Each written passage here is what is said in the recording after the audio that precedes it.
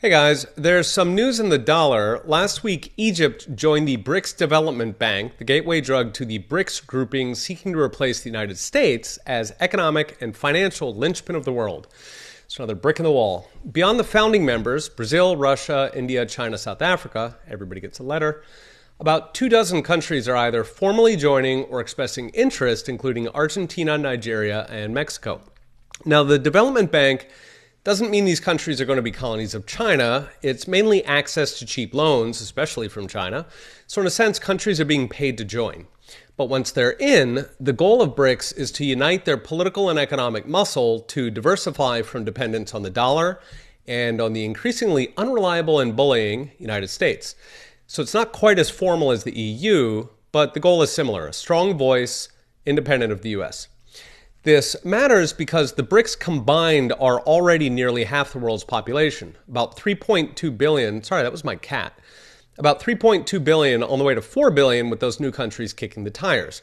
Their combined GDP is 27 trillion even in nominal terms, so that's higher than the US.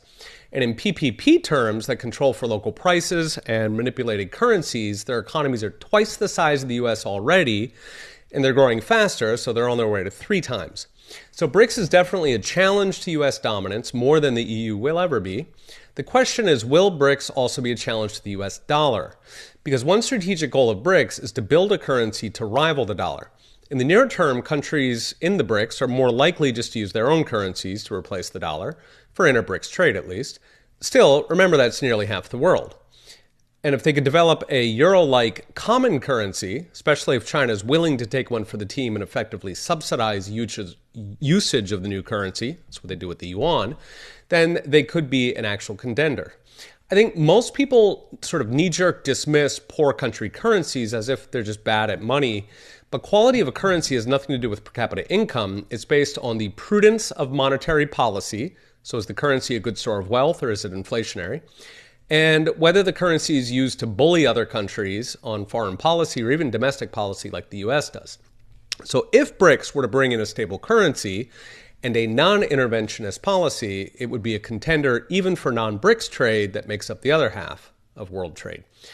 The real game changer for BRICS and the dollar, though, would be something both China and Russia have flirted with: a gold-backed currency.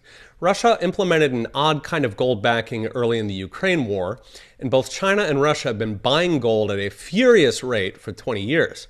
So that's fueling speculation that they could be planning to use it to back a currency. If they do roll out a gold-backed currency, that would be one actually redeemable in gold, like you can mail your dollar and they mail you back some gold, BRICS would overnight move towards dominance over the dollar.